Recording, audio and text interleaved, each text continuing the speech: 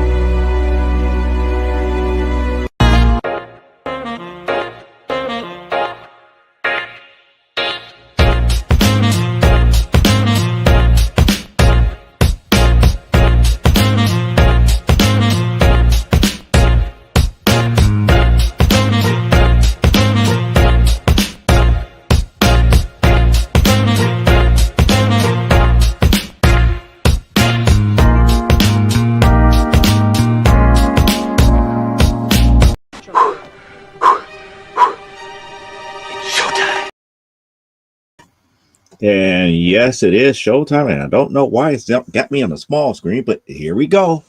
There we are. It's another Saturday, and welcome to another episode of From the Desk of a Small Press Publisher. I'm your host, Joe D. McPhee here, and tonight's topic is a little bit different, a little bit on the more production side of things here. So if you ever want to know how comics should be produced and the method behind the madness of why when you get one issue done, you just don't automatically jump out there, stay tuned here. But nevertheless, we got the business end of things to take care of here. So without further ado, let's go ahead and tell people that Stupid O'Clock happens in our second hour of the show here at 11 p.m. Eastern.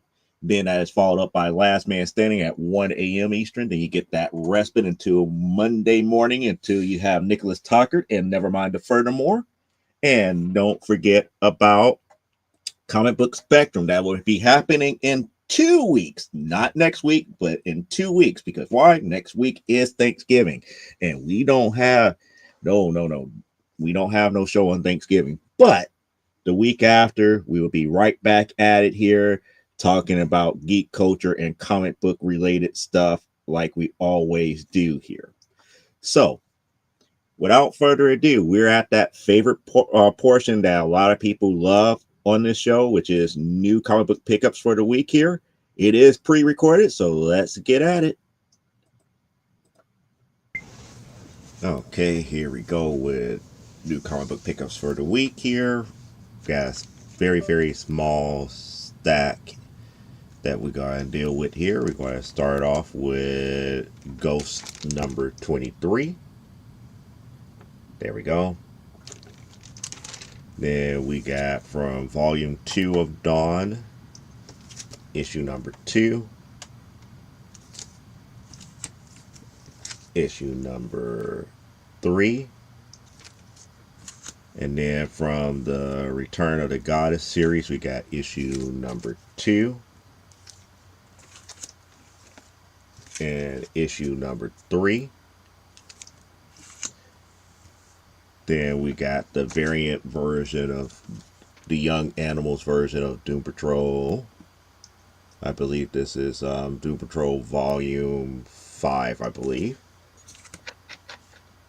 Then we're going to end out new comic book pickups for the week with New Mutants number 6.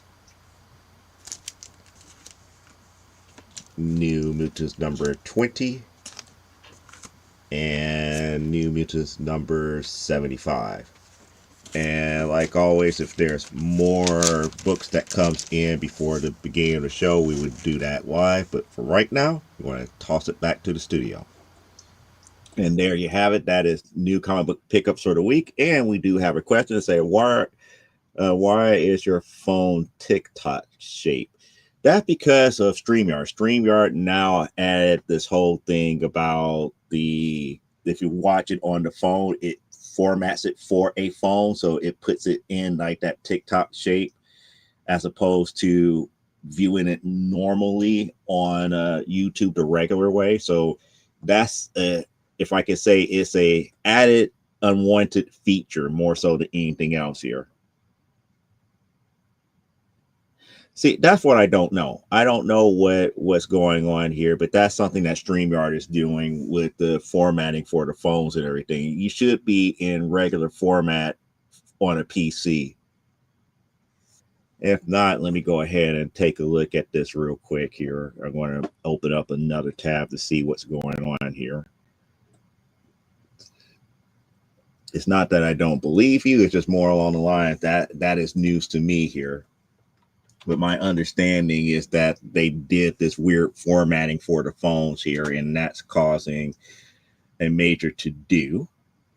So give me 1 second here, and we're going to discover it ourselves to see what's really happening here.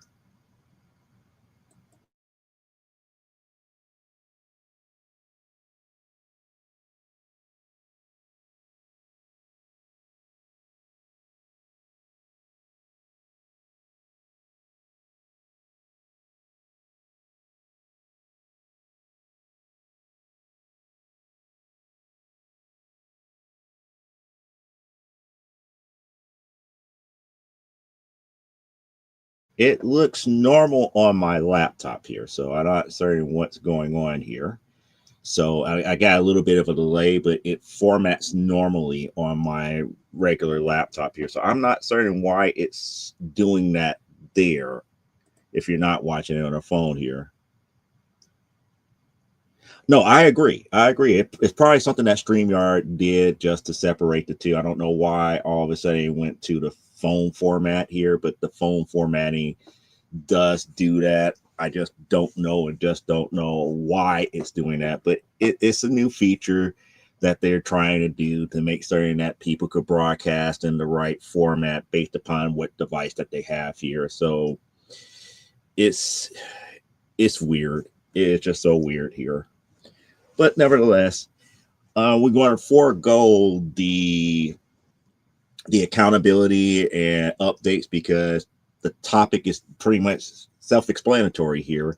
You know, whenever you feel like you're getting something accomplished, you still feel like you're always behind here.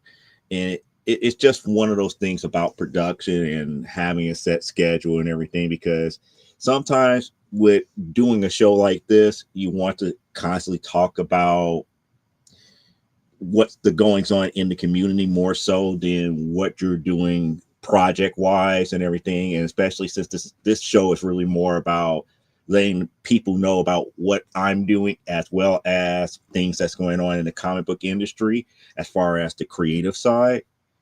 You know, there's a lot of stuff that's happening now as far as people who are doing the investment side talking about how all of these, if I could say, modern keys are cooling off and everything. And I'm up here like, no, y'all overinflated in the very beginning, and now you're reaping the detriments from making that bubble pop so early. But I'm going to forego that because of a couple of things that I said a couple of weeks ago, because it's like I took a week off of actually doing comic book work because of all the other stuff dealing with life and everything to that magnitude. So the update this week is more along the lines now is that I got 3 issues of a brand new series ready to go to editing. So if Elaine is out there and she's watching here, she might get that, phone call or that email or that knock on the door and be like, hey, I got 3 issues ready. Let's, figure out a time and place where you could actually start working on this, where we can have at least a release of issue number 1 by C2E2. And yes, I'm not going to go to crowdfunding with this series, even though I could. But what I have learned and what I have learned with crowdfunding and everything is if you don't have an audience that is fully into crowdfunding, it is 30 to 60 days worth of hell. And when I say 30 to 60 days worth of hell, we're talking about marketing, and more marketing and more marketing. And you're probably going to end up turning people off to your work than onto your work because you're beating the drum so much and so loud that people are going to be like, oh, he's still talking about his book again. He's still talking about his book. I'm so tired of talking about the new book. But the best way to always get people interested in your work is small doses here and there. Just like I've been, showing you guys graphics and stuff to that magnitude here. So tonight, for the very first time, I'm going to do something a little bit different here. Trying to see what's doing. Yeah, I'm going to do something a little bit different. And that little bit different is going to be this right here. If it will. Oh, that's because I have to remove that first, and then I can add that. So as I was saying, I did the first 3 issues here. So we got issue number 1. This is probably going to be the one that's going to be available at C2E2. It is an adult book. So if I skip over certain graphics and everything, there's a reason for that, because I can't really do whatever. So that's issue number 1. Issue number 1 is a 28-page interior. It is an anthological book, meaning that it is made up of several different stories being concurrent, running all at the same time, which kind of introduces the aspect of the overall topic. And I will talk to you guys more about what the book is more about here in a second. There's issue number 2, all ready to go. Like I said, I'm going to skirt through a lot of the stuff. I can't really show a lot of the more adult stuff here, but as you can see, it is ready to go. And what I just finished this evening, issue number 3. So we're ready to go. We're ready to go. We're ready to kind of launch this first new series. And this would be my first new series in about 8 years. So it's a different type of aspect of launching a brand new series as opposed to coming out with the next issue of a series that you already know. But the major thing here is this. For those who don't know what Legends of the Giantess Slayer is, it was my attempt to get people more into the fact that as much as we talk about, legends, when we think about mythology and legends, especially when it comes to fantasy aspects of it. When we think about giants, we think more about males. It's like there's a lot of things about male giants, but not a lot about females. It's like, what lores are there out there about females other than, things like Gaia, Gaia and a couple others that, are like, we can only name like a handful. So what I did here with Legends of the Giantess Slayer is pretty much indulge on the myths and even created some to kind of give people what they want. There's a lot of people who are into macrophilia. And so I'm pretty much doing an adult book that kind of focuses around more about that, more so than anything, really focusing on females than anything else. So I've already started the body work for the actual Legends story, which is the actual college-like lecture that deals with the different related topics within macrophilia. So the next 2 that I'm planning to do, as far as that 8-page chapters that's coming up, one is going to be on Vor, and the other one is going to be on how all Amazons are not giantesses and all giantesses are not Amazons. So it's been an interesting road, because all the side stories and everything are like new and different for me, because I'm writing really outside of my normal genre, which is capes and types, which is more superhero type stuff here. I can write more cop thriller type stuff like I do with Amazonia, but the pro wrestling stuff is stuff that I had to actually study, and I gotten better at writing the pro wrestling stuff. But I'm more used to writing capes and types. Have I written fantasy before? Here and there for other people, but nothing that was real big that I made any money off of, other than a script here and a script there for pretty much the same type of purpose like Legends of the Giant Slayer is. It was more for an anthological book or an anthological series of stories, but nothing, that is an ongoing title like this one is going to be. So this is really my first foray in 100% adult level comics. Hence, if you notice, all the books do have adults only must be 18 or older to buy. And yes, it will have not safe for work covers when we do release it here. But the major thing here is I didn't do issue number 1 by itself. Issue number 1 has been done for maybe about like a year and a half. My mindset when it comes to producing books and before we launch a title is get anywhere between 3 to 5 issues done. Because if people like that first issue, you try not to keep them waiting for issue number 2. I got lucky with Amazonia when I came out with issue number 1 because I threw it out there, willy-nilly, not knowing what I know now as far as publishing. People started to like it. People was asking for issue number 2. It took me almost a full another year and a half to get issue number 2 out. Then after I got issue 2 out, I got issue 3 6 months later. So it kind of got me into the flow when I started doing AWF. I didn't launch AWF until we was working on the 3rd issue. And now with Primetime Saturday Night, I believe I launched that in the middle of creating issue number 2. And now we're launching Legends of the Giant Slayer when I'm working on issue 4. So we're going to get this here. Yeah, it's going to be one of those books that I have to cover up or display backwards.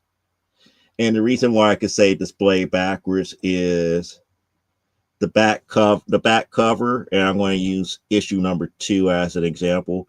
The back cover is pretty safe. It just words on there and it pretty much states what the book is and how it and everything is. And then, issue number 2, I think we have advertisements for our other series because this one was 30. Was a 30-page interior, so it's 30 pages interior with 3 ads. But usually when I'm at comic book conventions, especially if I have not safe for work covers, I have to display them backwards. So that means the back cover is very, very important as far as letting people know what they're looking at.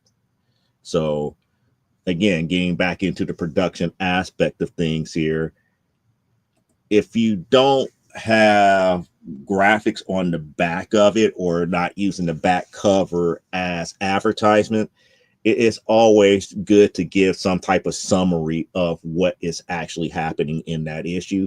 That way, when people come up to your table or ask like, well, what this book is or why is the issue showing the back cover, you can tell them it's a not safe for work cover. We can't display it based upon convention rules, but at least people will know what they're looking at. If they were interested in seeing the not safe for work cover, they can show you some ID, and then you can open up the book, flip it over for them to see what they want. So that's more along the lines of the education behind that here. But I'm kind of glad that I finally got these 3 issues done in this aspect because it opened up the door for me to be more free with getting issue 6 of Primetime Saturday Night done and Amazonia number 8. And maybe inspiration to finally do issue 5 of AWF. But why do I also feel like I'm so far behind? Because the other stuff is not done. It feels like once I catch up on one project, the other projects are suffering. And by the time I catch up with the other projects, now I have to come back and catch up with something else. And it just seems like a never-ending cycle. Now, in addition to that, keeping up with the ongoings of what's coming out new from other companies, keeping up with the pulse of collecting, what people are collecting now, what investors are saying is going to be speculated and all this other stuff, and trying to be that voice of reason. it takes a lot out of you. And then you add family, friends, and work and other happenstance. You have a full menagerie of things that can keep you away from doing what you love.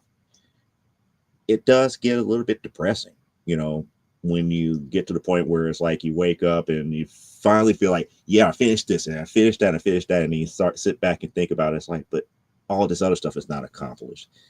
You feel overwhelmed. That overwhelmed feeling is going to be more and more natural, but the way that you look at it and the way that you respond to it is going to be key. If you feel overwhelmed and let it overwhelm you, it did its job. But if you look at it as slow and steady wins the race and pace yourself, you don't have to be the fastest person out there. You just have to be the best person out there. And what I mean by the best person, you always putting your best foot forward. You're putting your best work out there. You're not up here trying to cut corners on things here. As long as you constantly give that quality over and over and over and over again, you're going to be okay. People are going to like what you do and appreciate the fact that they might have to wait a little bit later. Now, I already know the question here. Because 3 issues are done, people are going to be up here. It's like, so that does that mean it's like you're going to have issue 1 launch at C2E2, and then a month later you're going to have issue 2, a month later issue 3? Probably not. We're going to space them out as far as when we release them and everything. We might just have all 3 in the CGC Online Studio store for people to buy. But as far as actual release to the general public, when we get them printed up and start selling them either through the store or at conventions, there's going to be kind of like a lag. It's going to be a staggered lag for it here because, again, we have to see how well people take to this particular title first before we just go balls to the walls with everything. Just like with Primetime Saturday Night. Primetime Saturday Night was something that we threw out there because people complain about AWF not having enough wrestling. We did Primetime Saturday Night, and boy, did we get feedback about this is what we wanted. Now I got a good sister book for AWF, and AWF has been kind of suffering because people want to see the pro wrestling. They're not really concerned about what's going on behind the scenes as much here. So it kind of gave me an out to slow down the process for AWF, but it does not mean that I don't work on it. And that's, like I said, as many times you feel like you're accomplishing things. Like we're at issue number 6 for Primetime Saturday Night, but we still haven't released issue 5 for AWF. So we already surpassed the number of issues already. The sister book is doing better than the parent book. And then we still got keep Amazonia going, knowing good and well I got 2 more story arcs in me that I want to get out there for people to start really loving this series here. Because once we get past the homecoming story arc, we still have her heritage story arc. And the one thing that I've been hinting about that's going to happen in Angel Falls here, there is going to be a scientific unit that's coming. And it's going to be something that is unique. And I like how everything is going to be end up in development by the time we get into that, because the storytelling is going to lead into a lot of the stuff that's going on here. A lot of the characters that is being used now in the first story arc is going to play more of a pivotal role by the time we get to the 3rd story arc. So Amazonia, like I said, I have planned for it to be an ongoing series here. Now, after the 3rd story arc, I don't know one way or the other where the story is going to go to, but it's going to be interesting because now with everything that's happening today in Angel Falls for the Amazonia series, that 3rd story arc is going to be awesome because the city needs what's about to come down. So it's one of those things that I am looking forward to and everything here. So, in a nutshell, that is really why a lot of times, if you ever hang out with comic book creators and you actually talk to like writers, and the writers are like, "Oh, I can't really talk to you so much." It's like, well, what does this writer does when he's at a convention? If he's not at his table, 9 times out of 10, he's probably back in his hotel room writing away with a whole bunch of stuff because they got deadlines and stuff too. Same thing with some artists. Some artists, they still got to draw and hit some type of deadlines and everything, or do some commission work that they were commissioned for at the show. It's a constant grind. It's a constant work ethic that you have to keep everything going and keep everything in balance here. Is there fun to be had? Yeah, there's fun to be had, but it's a different type of aspect of fun when you're on the other side of the table. When you're the one producing the work, the fun comes from the camaraderie that you have for your fellow creator more so than anything else. But yet you're still working, you're still spending the long hours and everything. People keep forgetting. It's like it's like even with C2E2. Let's take C2E2 for example. I still haven't missed this from the Death of a Small Press Publisher. I would get off the showroom floor about it's like the showroom closed about 7. I get back here to the studio about 8:30, and I'm right here talking to you guys at 9, telling you what's been going on and how things are going and everything to that magnitude. And that doesn't even take into consideration if I have any commissions that I still have to work on or draw on or color. Those are long nights. It is what it is. And it's not something that I'm up here. It's like, oh, woe is me. I'm just up here. It's like, no, that's just the nature of the business. That's just the way that it is. I'm happy to do these shows during conventions.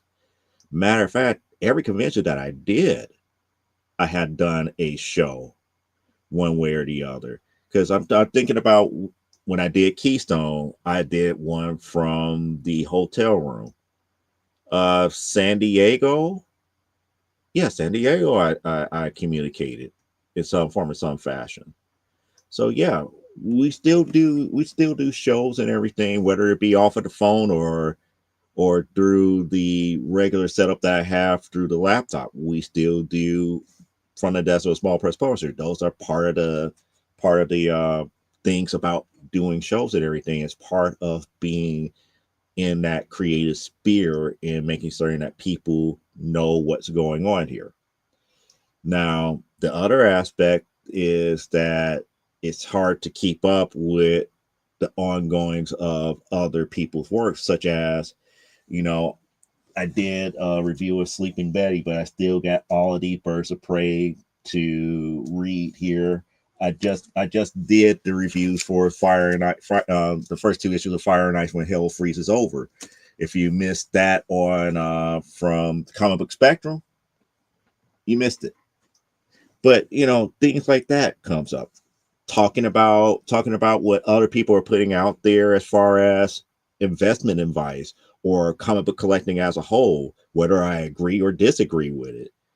All that editorial commentary takes time and effort to formulate and to make into a nugget of joy for other people to have to come out here and watch on the YouTubes here, or whether it be via Facebook or whether it be via Twitch or whatever means that you watch the show from.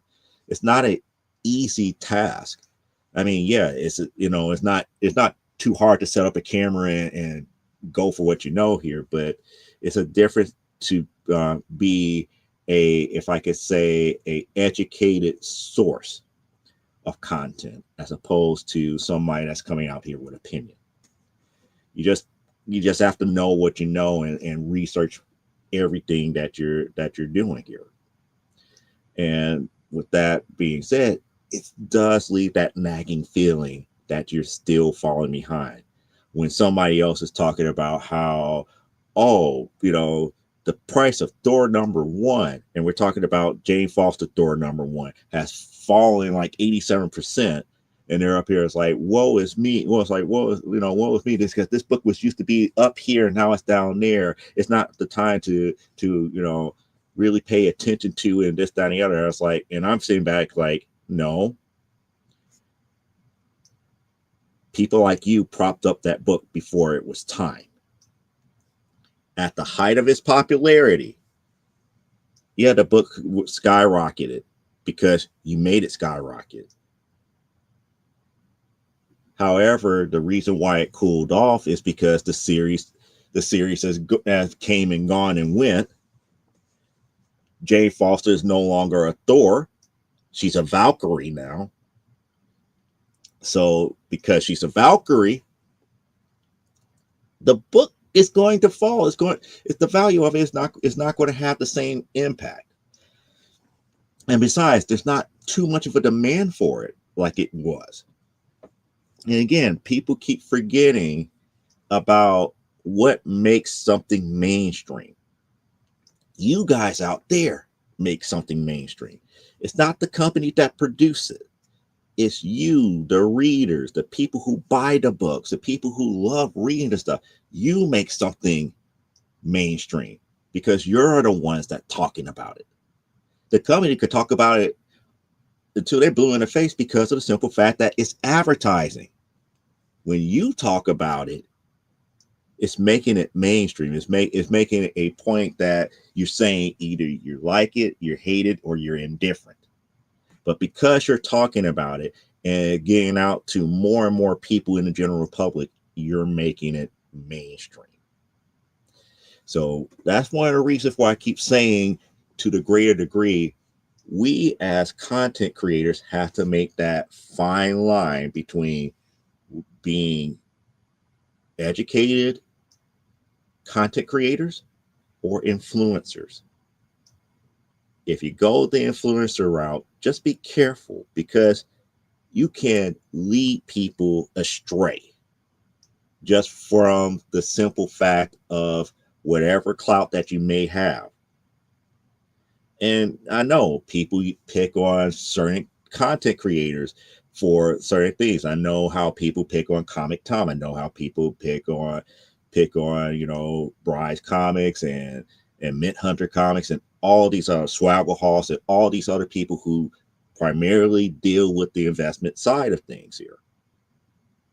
But at the same time, a lot of those, I can't say so much about Comic Tom, but a lot of the others do pay attention and do have a sense of ethics behind what they put out there as far as being that fine line between educating people on what is accurate and true as opposed to influencing people to buy certain things here.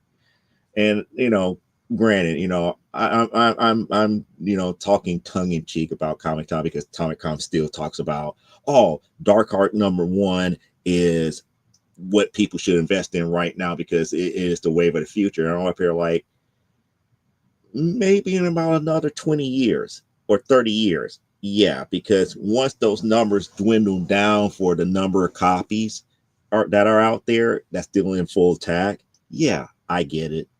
But not right now.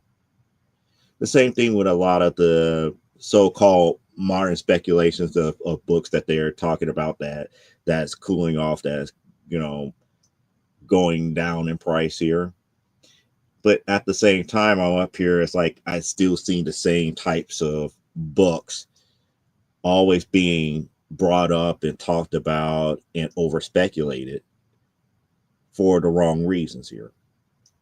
And I'm not going to call out people who overspec them, but I'm going to call out the titles and the issues like Amazing Spider-Man 300.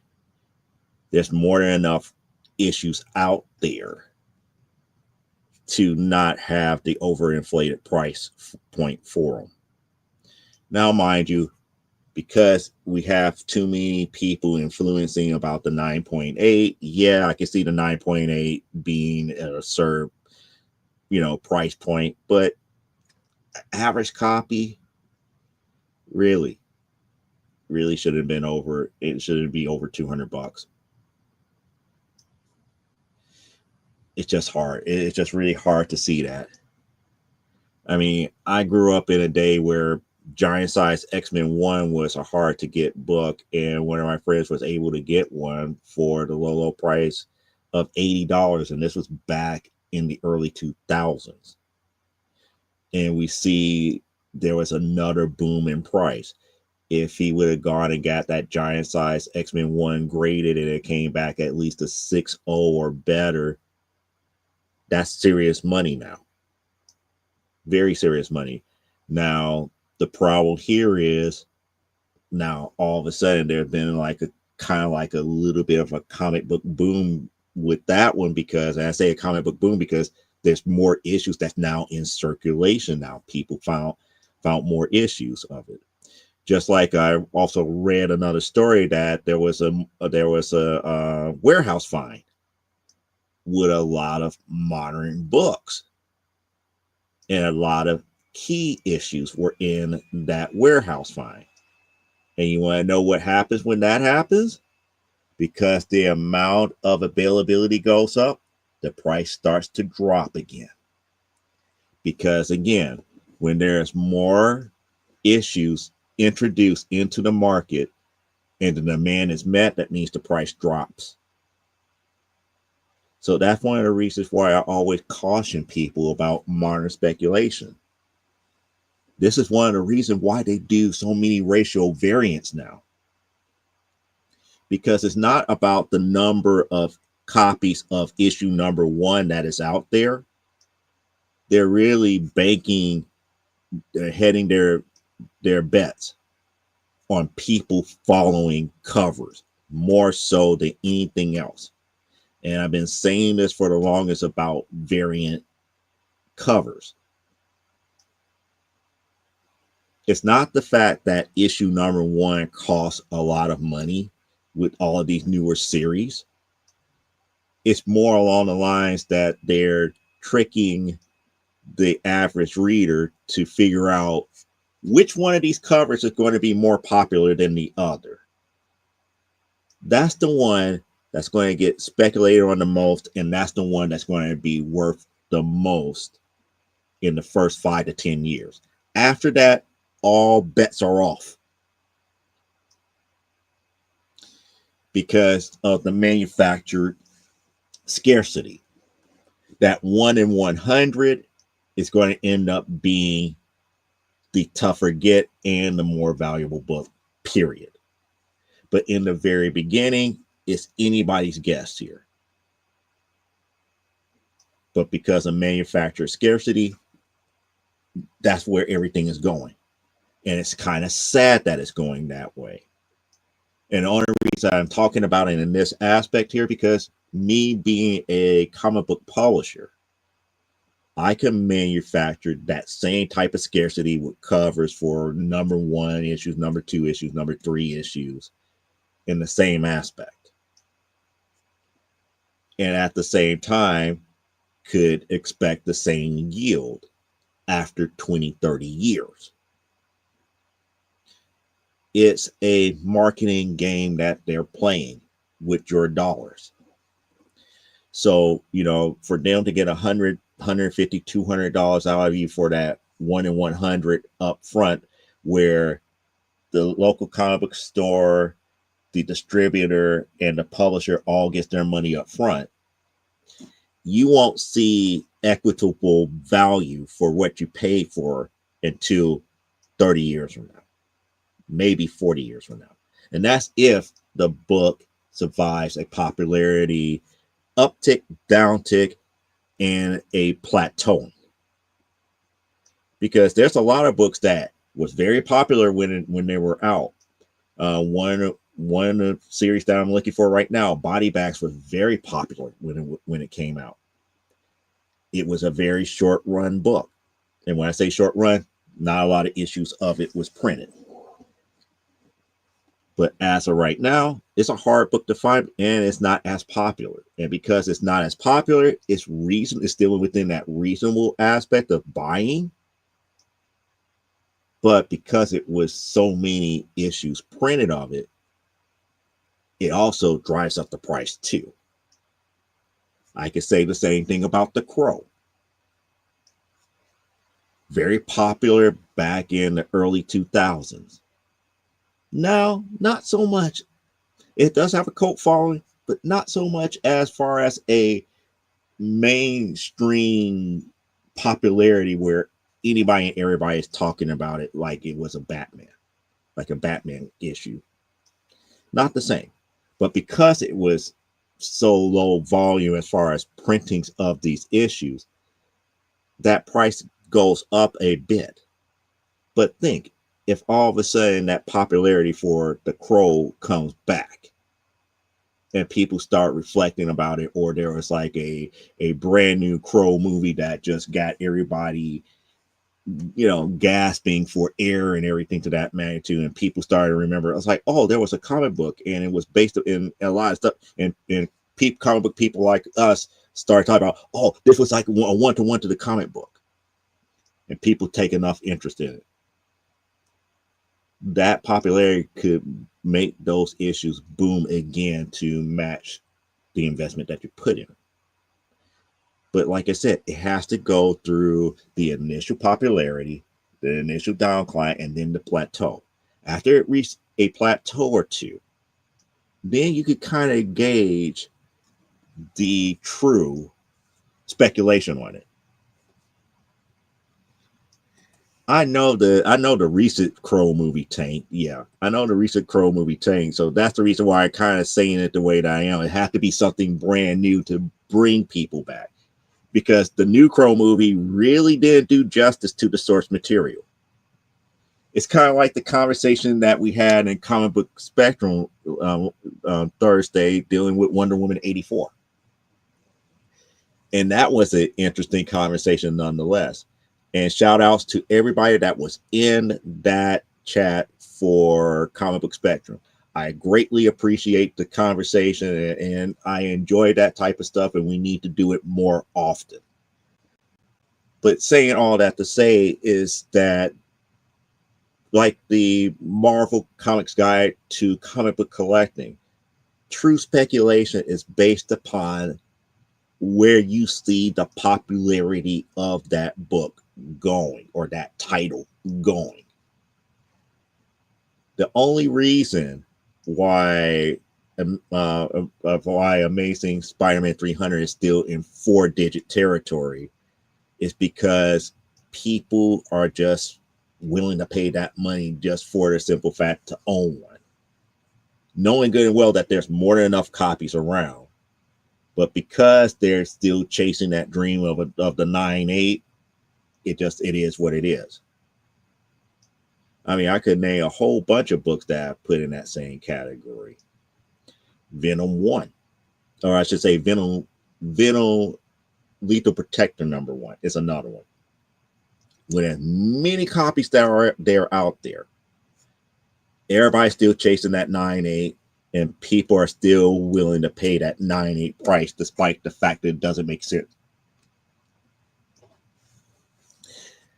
Now, is it really the fact that you're chasing the 9/8, or is it really more so that people just don't want to chase things in the wild anymore? That's a good question to ask to everybody that's out there that's a comic book fan. Have people given up chasing things in the wild again? And the reason I bring it up in that aspect here is because when you really look at the market now, everybody keeps saying that it's a renaissance for more so now for the small press and independent publishers out there. I kind of see it, but also at the same time, we're all at war with one another for the amount of eyes seeing our project. A lot of us still feels that crowdfunding is the way to go. Other us, we're putting our best foot forward with whatever money that we have to put towards our own projects. But yet at the same time, not too many distributors are coming to us. That's the key thing. for the amount of books that's going out to Kickstarter. And let me put it this way to people, and I really want people to think about it and really, really gauge it in the way that I'm about to present it here. When you think about crowdfunding, Kickstarter, Indiegogo, Fund My Comic, you got a lot of different independent small press publishers putting their works out there. At the same time, you got a lot of the mid-major and major publishers also going out there with these pet projects of theirs, doing the exact same thing, hoping to garner an audience. Now, I know I've been on different shows where they're up here talking about, it's like, well, is that a good thing? Is it a bad thing? This, that, and the other. Not really worry about, is it that a good thing, bad thing, or does it hurt the small guy, or does it help the little guy build his or her audience? But the question that I always think about when it comes to crowdfunding is that usually you're bringing your own crowd to that platform and hoping that the crowd or the audience that you have is loud enough and vocal enough to grab the ear of somebody else who may not know who you are. So when I see, like one of the crowdfunding campaigns that I wanted to invest in, but I couldn't because I'm just not willing to put that type of money down for it, was SWAT Kats. SWAT Kats came out with a new book. I believe it's coming out via Dynamite. I believe Dynamite Entertainment is doing, finally putting SWAT Kats in comic book form. The minimal entry to get in, I believe, was $60 something. And that's before, taxes and shipping. A lot of times a $60 investment like that to me would have been, 4 or 5 other books of from where I go to my local, I should say my local comic book shop, because I got to pull this, somewhere at a local comic shop outside of my states here. So that's 4 or 5 comics that I'm getting from them versus this one very narrow, very specific title where I'm getting, barely one, maybe 1 or 2 issues of that series and tchotchkes,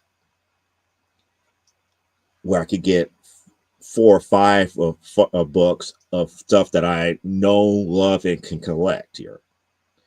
And it's kind of like, are you really getting your biggest bang for the buck at that point?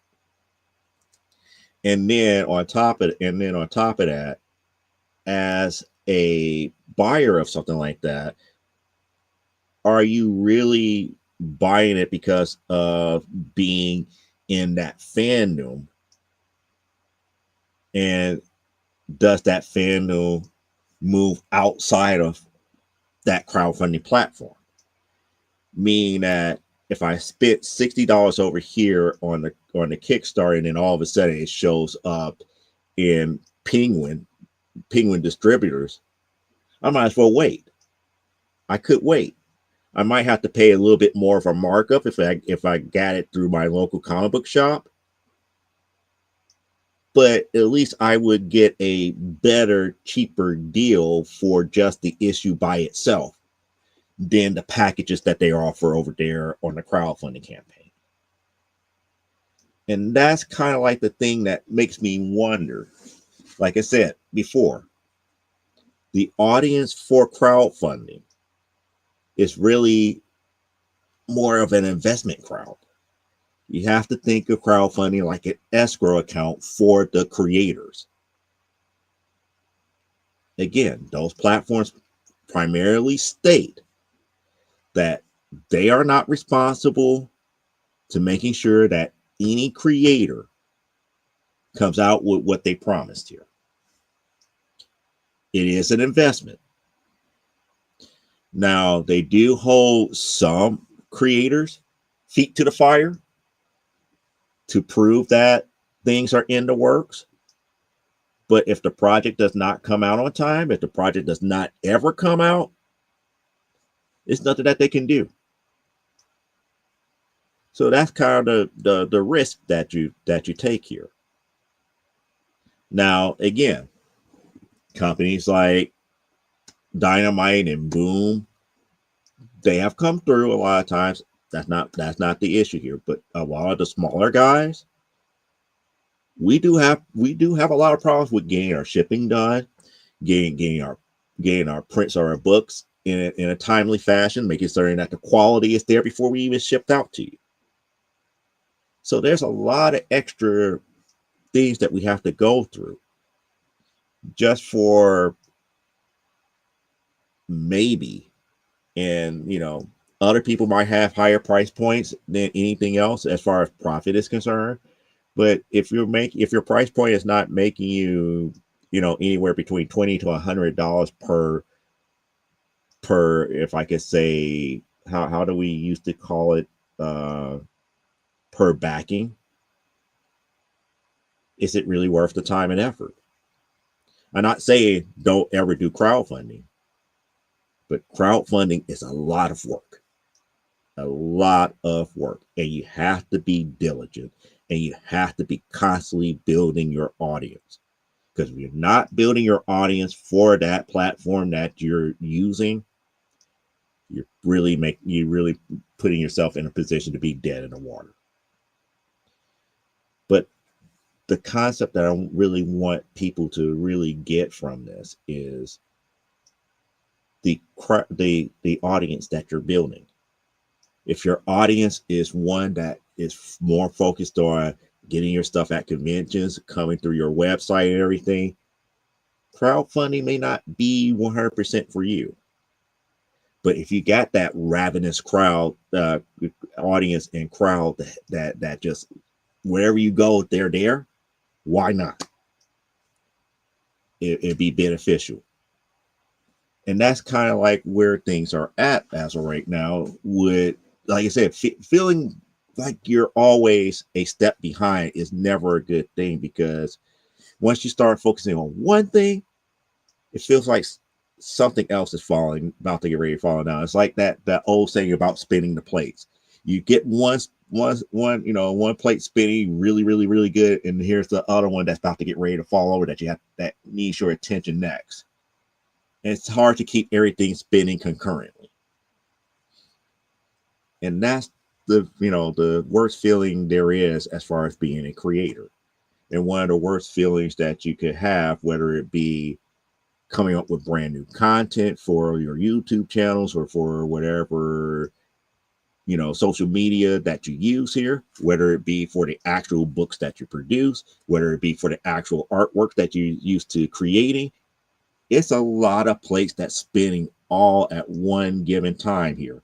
And this is not even taking consideration of some of the administrative stuff here. Like, for example, I still got to file for my corporate meetings for the year. So my lawyer just sent me papers and everything, and I'm trying to get that done by December. Paid him and get that paperwork done and everything before I could go into 2026, not worrying about the state of Illinois seeing the corporation being in bad standing. There's a lot of things that comes into play, keeping all those plates spinning and everything. And if one little thing falls out, it is what it is. And there's areas like I'm out and about. There we go. Yeah, pre-Thanksgiving. Well, put it this way, I'll be here the weekend of Thanksgiving. So there is going to be a Saturday show, but there's not going to be one Thursday.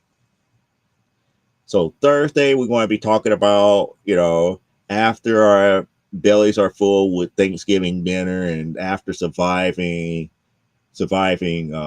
Black Friday, what I'm going to be talking about? Small business. Small Business Saturday. Small Business Saturday before we get to Cyber Monday. And the reason why Small Business Saturday is so important at this time of the year is because of the simple fact that it helps us get ready for all the tax stuff that we got to do by March. You know, sales at the end of the year is very, very key for us small guys. It really is. Yep, and Parallax is say hi to Aaron, but that's the key thing. Taxes and stuff, it's very key. And we have to pay sale tax. We have to pay all these different taxes. I know sale tax have to be done by the end of January, and then corporate taxes is normally in March, no later than March 15th. That's a lot of stuff. Like I said, it's a lot of space, you know, place to be spending. A lot of things where it's like, okay, I got issue number 4 done. Now I have to take time out to, you know, to make certain that the corporate taxes are done. If I'm taking time to do the corporate taxes, guess what? I can't draw Amazonia number 8.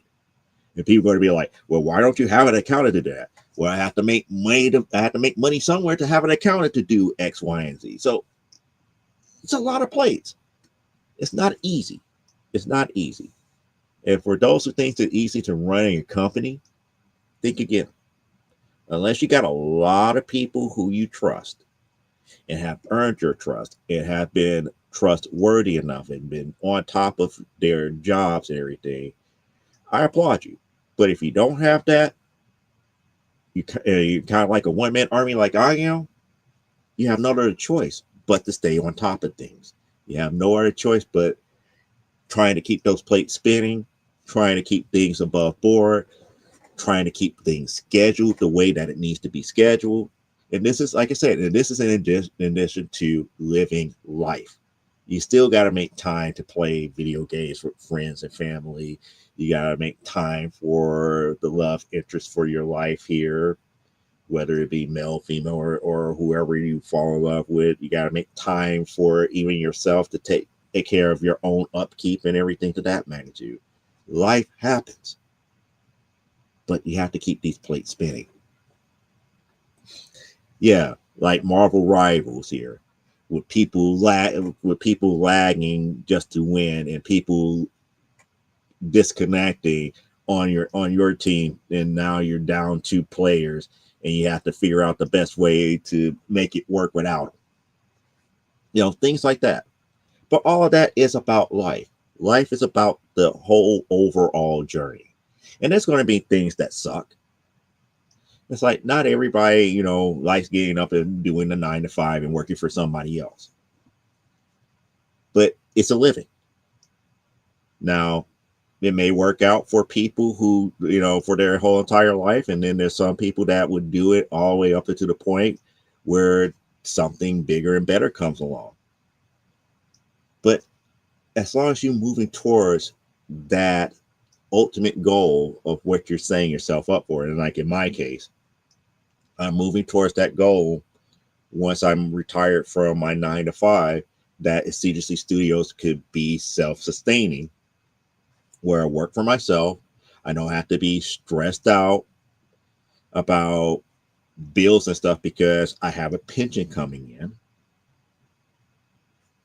I can work on being creative, work on a set time schedule with whatever artists, writers, and editors I need to work with, and come out with content and get to that ultimate goal where I hit issue number 13 or issue number 14 of Amazonia or AWF and Primetime Saturday Night and Legends of the Giantess Slayer, where at that point I could hit any distributor at that point and ask, okay, what do I need to do to be distributed by you guys here?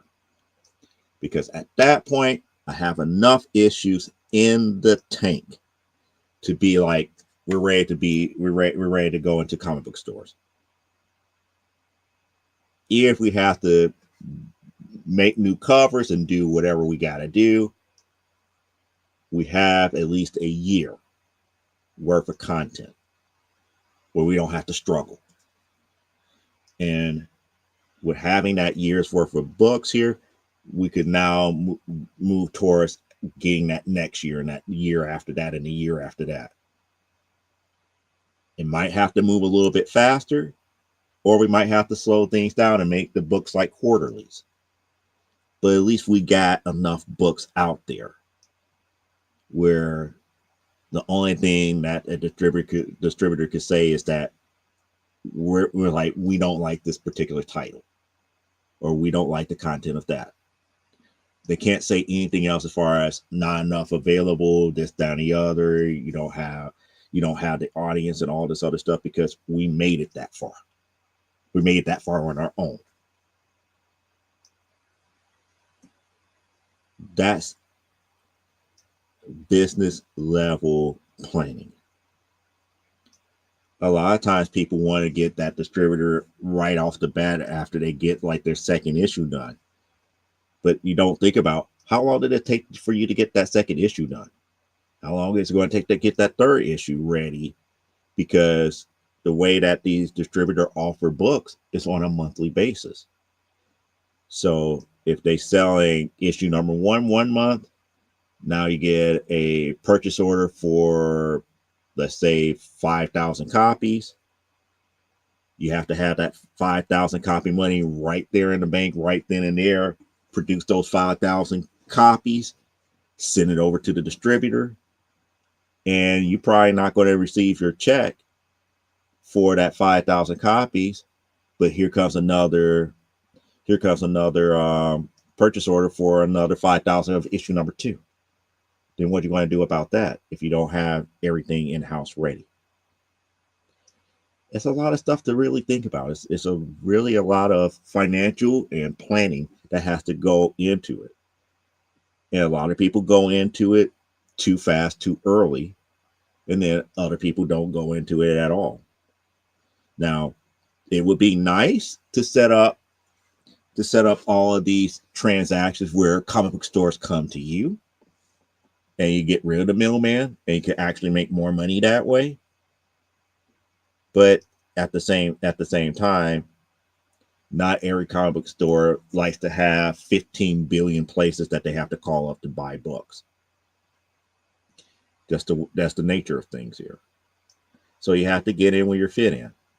That's one of the reasons why I've been so enamored with digital distribution here, just to get an idea of how rigid and strict it could be. Digital distribution is not as strict, and there are issues that I haven't put out there as of yet of some of the series that we do have. I believe that issue 7 of Amazonia is not out there on digital format as of yet. Prime Time Saturday Night 4 and 5 is not out there as of yet, because again, I haven't seen an influx of people buying into the other issues to, constantly put the stuff out there. But you have to think about it logically. You have to look at those numbers. It's not self-sabotaging, because we have it out there. We have it out there on our website. You could buy directly from us, PDFs directly from us digitally. And we have people to do that. But the key thing here is to build up that audience where they can follow you wherever you go. And that's the major thing here. And that's the key thing with all of this here. But like I said, you're always going to have that nagging feeling that you're behind, because there's going to be 1 or 2 plates that's about to get ready to fall over while you're spinning the rest of them. Is it a good feeling? Never at all. But as long as you are putting your best foot forward, you have nothing to worry about. You do what you can. You learn from those lessons when things do fall apart, and you put yourself in a better position to keep it from happening. Now, like I said, with not doing crowdfunding over the last 2 years, did I put myself in a good position to do another crowdfunding campaign? No. Reason being is because I haven't been doing a lot of crowdfunding campaigns. I haven't been really hitting the mailing list as hard as I used to. And usually when I do the mailing list, I usually talk more about the projects that we actually doing behind the scenes here. Show people, hey, we got new episodes from the Desert Small Press Publisher up, and more stuff about Comic Book Spectrum, and and the unique things that we do as a whole for people and collectors. We're not talking about crowdfunding campaigns over and over and over again, talking about give us money, give us money, give us money. I'm ready to show you we're doing the work. We're putting this together. But when you're in that crowdfunding mode, you're really trying to lay the groundwork. It's like, this is what we're doing, this is what we're doing, and we're going to eventually crowdfund this book, X, Y, and Z. Sometimes your mailing list don't like that. Other times they'll be okay with it. Other times they're going to be like, yeah, whatever. But it all comes back to that audience building and consistency. That was one of the key things that I always try to tell people. It's like, well, Joe, what's the one major thing that you have to do in this line of being a creator? Be consistent. Put out consistent good work. If you're going to do social media, you're going to do like live streams like this, be ready to do it each and every week. Don't do it 1 week, skip 2 weeks, then do it again, then wait another month and then do it again. No, you have to be consistent. Sadly enough, because I lost the other channel, I have had a good track record. I've been every Saturday. Now I have picked up Comic Book Spectrum as the producer for Comic Book Spectrum now. I picked up every Thursday now. It's hard to be consistent.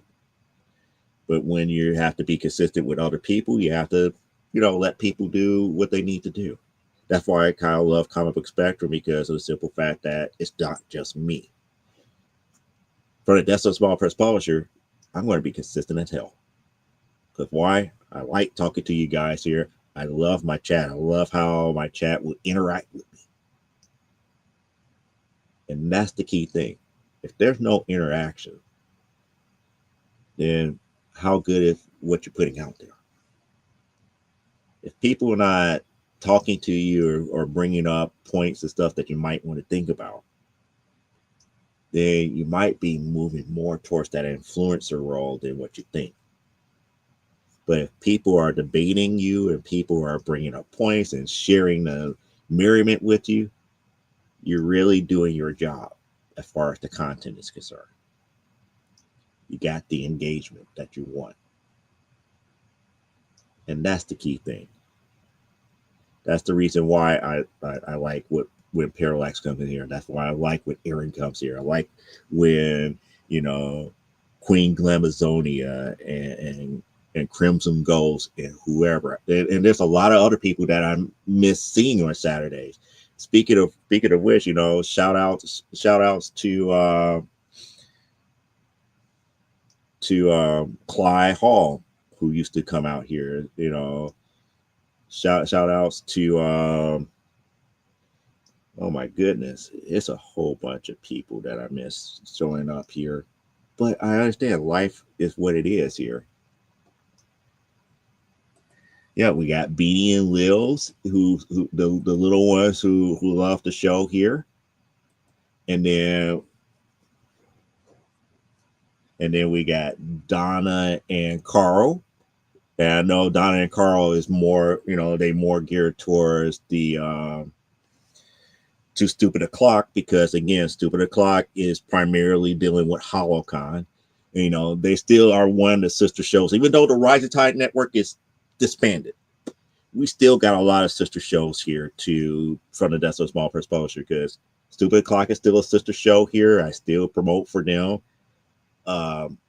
Never Mind the Furthermore with Nicholas Tucker is still a sister show to this show, even though that's weekdays at 10 a.m. Eastern. I ended up becoming the producer for Comic Book Spectrum, which is part of the Rising Tide now.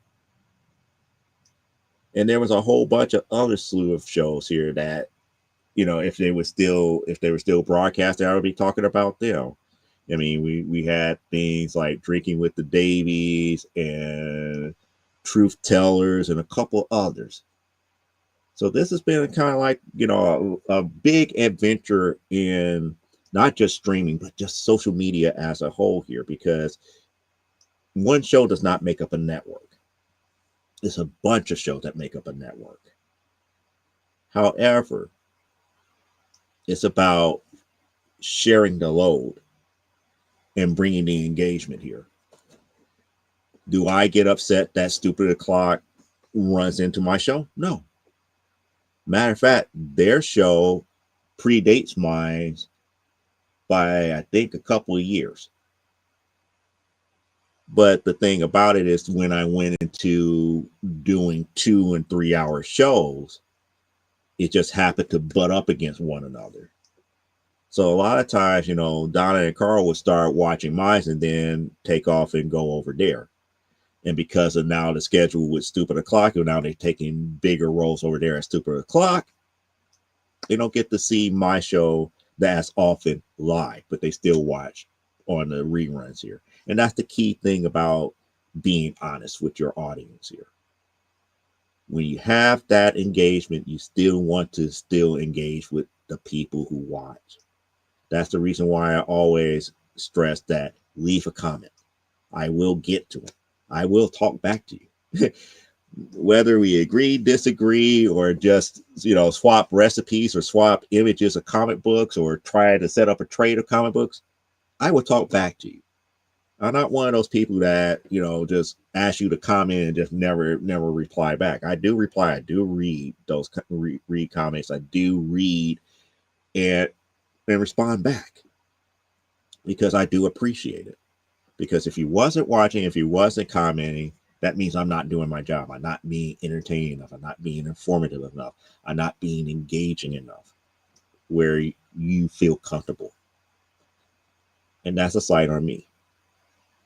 It was just like the other day, I believe I was telling Parallax the other day, I didn't realize that I carried Comic Book Spectrum for a full 2 hours after the fact that Elaine had to drop out 30 minutes in. Elaine wasn't feeling well, and we kept the show going. We kept the whole show going for 2 hours. And that 2 hours went through like that. And all we did was talk about movies and how we had all these different plot holes in movies that just ruined them. And it's a fun topic. Just like comic books to me is fun. What we talk about here, whether it be production, collecting, or what we like as far as stories is concerned, it is fun. We don't talk bad about people. If you don't like what I like, and I don't like what you like, my goal here is convince me more so of why you're a fan of it, to get me on your side. I never tell people it's like, oh, you're reading the wrong stuff, blah, blah, blah, blah, blah. It's like, no. If you love it, tell me why you love it. You might make me a fan of it, or might make me change my mind to give it a second look or give it a third look here. Yeah, that was the key thing. We all kept that what kept the conversation going, because we were up here trying our best not to go overboard about why it sucked, but we concentrated more on those plot points that just didn't make any sense in the movie, and all the cringy stuff that actually happened here. Now, I kind of wish that they was around today for we could go ahead and talk about a couple of other movies that were just that way too.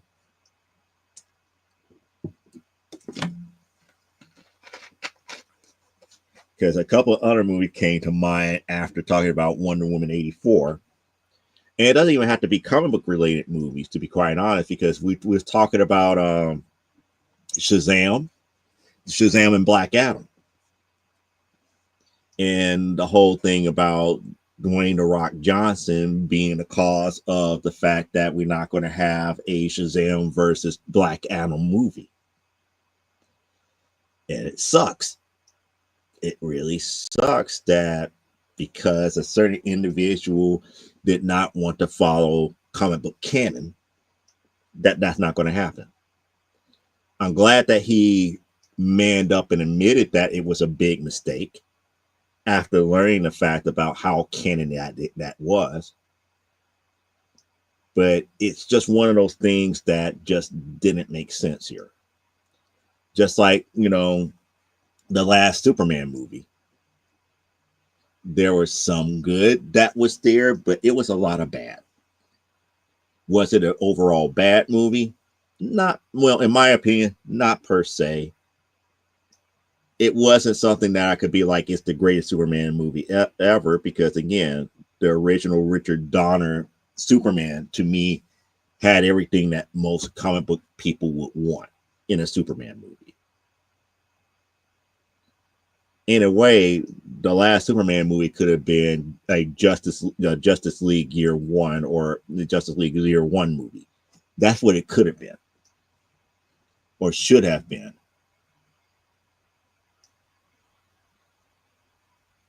But no, it was kind of like a hybrid of all of these different stories mixed into one. Because to having the beginnings of what would have been a Justice League up under government control just didn't make any sense to me. And have that kind of intertwined between another Luthor Kal-El spat, it just didn't work. But the good thing that I liked about that was that we finally got a Metamorpho. They could do a Metamorpho movie and make it work. He was one of the more fun characters that was in there. I could say the same with Guy Gardner. But the character that stole the show in that Superman movie was Mr. Terrific.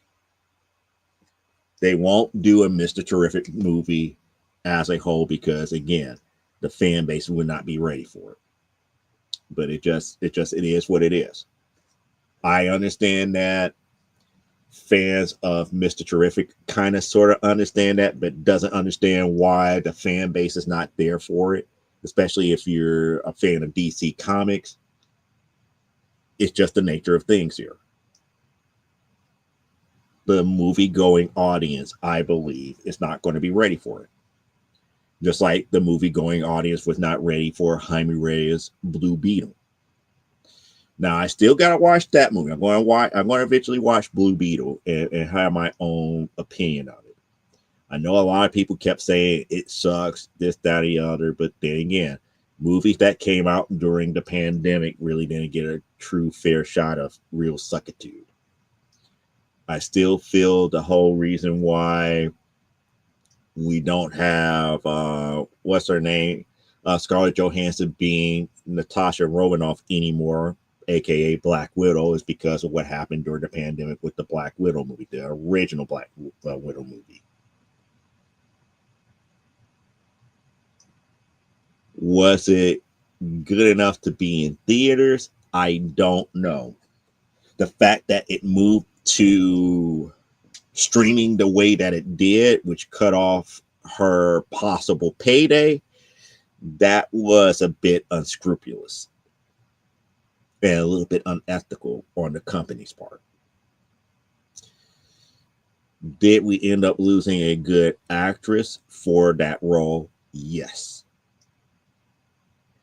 But it did open up the role for the actress that played her supposed little sister to take the reins. She has been doing a great job here. Now, did I like Thunderbolts? Not so much. Not so much. It has so much potential, but they dropped the ball. The movie that I watched, being the comic book fan that I am, was not Thunderbolts. But it was something that, again, those marketeers was like, it hit these check marks. Let's go ahead and do it. And we get what we got. It was misbranded because the characters that they used to call them the Thunderbolts were not the Thunderbolts that was in the comic books. Therefore, if people did like the Thunderbolts, who are moviegoers, who are not comic book fans, decide I want to go read the source material. It goes into a comic book store, and guess what? They're going to have that rude awakening and say, oh, the Thunderbolts that we saw on the screen are not the Thunderbolts that's in the comic books. Sorry. You're about to read all these other stories about all these other characters that were not on the screen. If anything, the best that can be done for those people who were loving the movie but not comic book fans is that there's enough out there for people to go back and read Century. Should the movie should have been called Century? Yeah, that's what that movie should have called. They should have called the movie, Century, the beginnings of the new Thunderbolts, the beginnings of the new Avengers.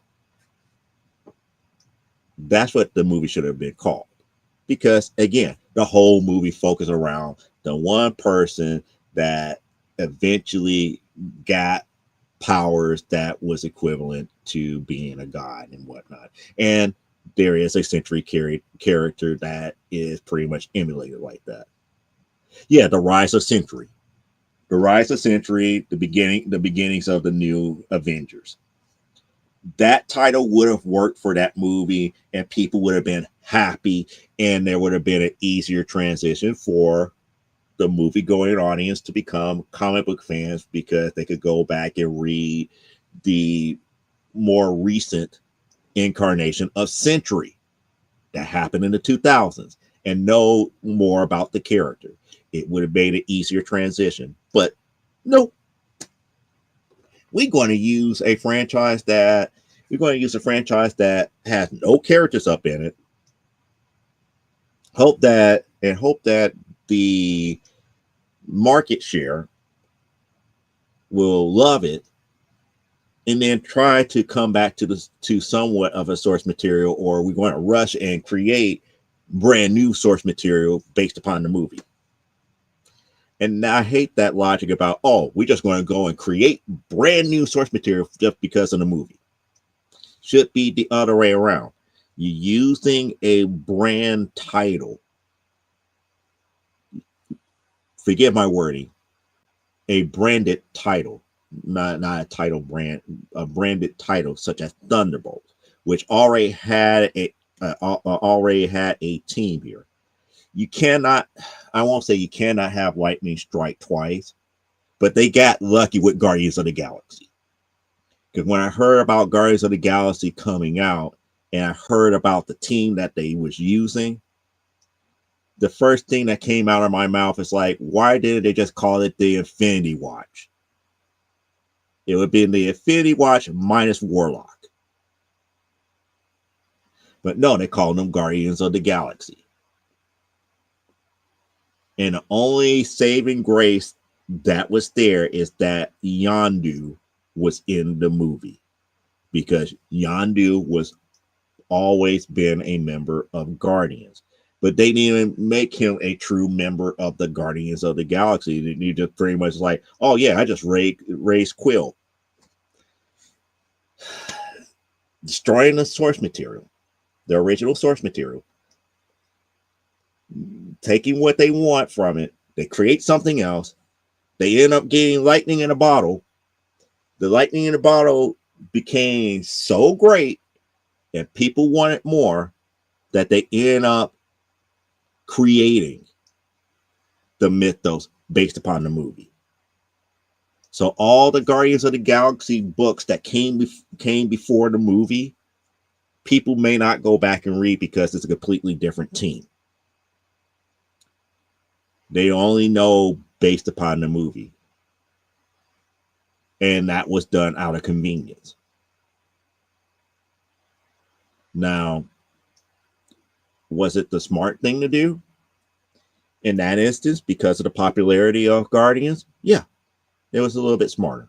And I ain't going to kid you. It was smart business-wise. Once they saw that people love Rocket and Groot, there was Rocket and Groot stuff everywhere. Rocket and Groot had their own comic book series.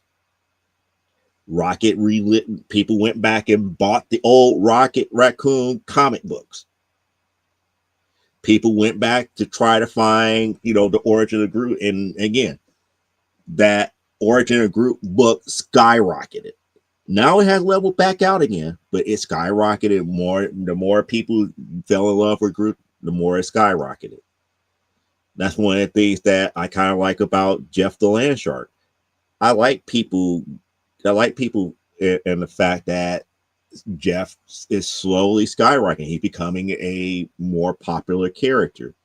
Now, will it level out soon? Probably so. Because Jeff has not made any other appearances yet in other mediums to keep himself in the mainstream audience. And when I say the mainstream audience, I'm talking about people who are outside of comic book. And when I say comic book, people who are reading comic books knows about Jeff the Landshark. But does that 5-year-old who watched cartoons know about Jeff the Landshark? Who doesn't read comics? Probably not. And I know how Paralyzed say, but if they play the game Marvel Rivals, they would know who Jeff the Landshark is. It's like, yeah, he's in video games. But video game players does not necessarily go and read comic books. It might be the entry gateway for them to start, but they need to be hitting a lot stronger and harder with a lot of this type of stuff to keep people aware of it. But it just is what it is, how it is. You can't make everybody into a comic book reader. And it's just the nature of the fact of the matter here. That's why one of the reasons why I hate when people speculate that a show is optioned. It's like this comic book is now optioned to become a TV show or a movie. So what? That should not make the speculation on the comics go up, because there is no guarantee that TV watcher or that movie goer is going to become a comic book reader. I said that once, and I'm going to keep saying it for umpteen thousand times. Unless there is an easy transition back, and the fandom and the ravenousness of that moviegoer or that television viewer is of such, then it might happen. But it's not going to happen automatically because a television show has been optioned, or a movie has been optioned, or the movie comes out. Again, we have seen so many movies come out where people are up here. It's like, oh, we're going to expect Green Lantern, and the Green Lantern movie tanks. Matter of fact, now you guys making me think about Tron. There's a new Tron movie out. It doesn't necessarily mean that all the little bit of Tron comic books that we did get is going to skyrocket.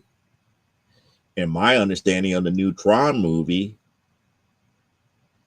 this is moving the bar. This is moving the franchise forward. Meaning that Tron Legacy wasn't truly the end.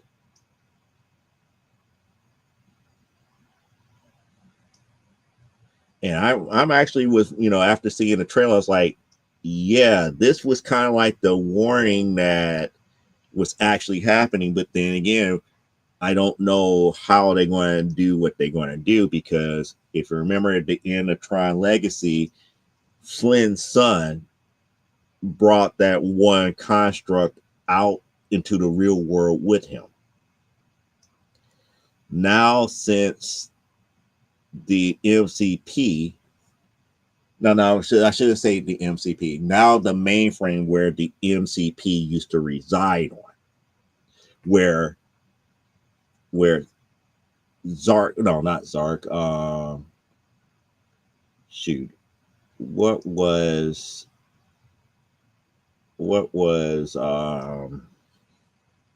Flynn's other program that he had? It wasn't Zark. Zark was in the original one that was done by the guy that stole his copyrights and everything for Space Paranoid.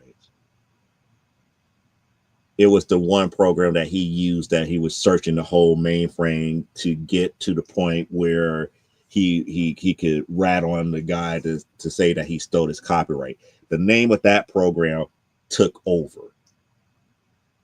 And then it turns out that that program ended up creating another one, and he gets out. And not did he get out, he got out and brought an army with him. Yeah, that's going to be an interesting Tron movie, but it's not going to feel like Tron. It's really not going to feel like Tron per se. Because Bruce Boxleitner's character in the original movie was the original person that created Tron, and I believe Tron eventually ended up derezzing himself at the end of Tron Legacy. And then Flynn was left inside of a empty mainframe, getting his son and that other construct out. But you know, both movies have been out long enough where that's not really a big spoiler per se. But anyway, long story short, we get in a brand new Tron movie. Just like I was somewhat in mixed opinion seeing that the new incarnation of The Running Man was second in the box office last week on its release, which is a good thing and a bad thing at the same time, because the good thing about it is that this version of The Running Man is more akin to the novel. The bad thing about it is that it didn't go to number one, so that tells me not everybody is planning to go see it because they're still enamored with the Arnold Schwarzenegger version, knowing good and well that the Arnold Schwarzenegger version did not follow the source material verbatim. There was a lot of differences. However, this one is actually making the attempt to be closer to the Stephen King novel. The Ben Richards that we got is more or less the everyman that was mentioned in the books. They're going the full 30 days. They're really doing the novel justice this time around. But also at the same time, we also have to take a look at when the Arnold Schwarzenegger movie came out of Running Man, what they were doing, how they were doing it, and because of the technology that was out back then, it was easier to do a lot of this stuff as far as the overall quote unquote television reality show, game show type stuff in that format back then than what they can do now. But also at the same time, if you paid attention to history, it was also the reason why The Running Man came after Predator, is because both movies were about to come out at the same time, and they did not want Arnold Schwarzenegger to have competition of another movie with him in it. So the studio that produced The Running Man pushed back the opening day for Running Man 2 months. That is actual history. You can look that up. Originally, they were going to have Predator go up against The Running Man at the box office. And it was a scary thing. It was a scary thing because they were up here saying, it's like, how can they show two Schwarzenegger movies in the same released in the same month? It doesn't make any sense. Schwarzenegger versus himself in the box office. Who would have thought back then that possibly could happen? But it didn't. It didn't. They pushed back The Running Man box office release a couple of months. So Predator had its run for at least 2 to 3 months, and then Running Man came out. Well, guys, that's pretty much it for tonight, unless you guys got other stuff that you guys want to talk about. At least this way, I could give back the people on the East Coast at least 25 minutes of their Saturday back. That way they don't have to be in the future when we end tonight here. And the rest of us could go and enjoy our Saturdays here. And I know one thing, I'm probably going to end up finish watching season 2 of Squid Games: The Challenge. Let's see, now they're up here talking about Marvel Rivals. Marvel Rivals now. I will jump back out there for Marvel Rivals here in a few minutes here. But at least that way, people will have their Saturday back here. I want you guys to enjoy the rest of the Saturday here. Next week, yeah, Jeff is overpowered. Jeff the Land Shark people, or as I call him, Jeff the Killing Machine. Why? Because he's a healer / killer. But anyway, next week we're going to be talking about, what happened over Thanksgiving, the fact that it is a good time to invest in the local businesses and the smaller businesses. Think about companies like CGC Studios and other brick and mortar stores around your local neighborhood, because this is the perfect time for them to, perfect time for you to help them out by giving them sales here, especially around Christmas time. You could find good deals during this time. You could find good Christmas presents during this time too, because the small businesses need the same type of love as the big box stores here. But we'll talk about more of that later next week here. As always, live life, grow, and be well. And we are out of here for another Saturday. I will see you after Thanksgiving. Enjoy all the turkey that you want. And then on holiday, have a great turkey sandwich or a turkey salad.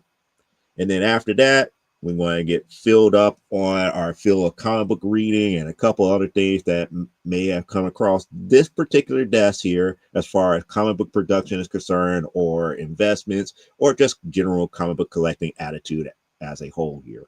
So until then, good night, be well, and we are out of here.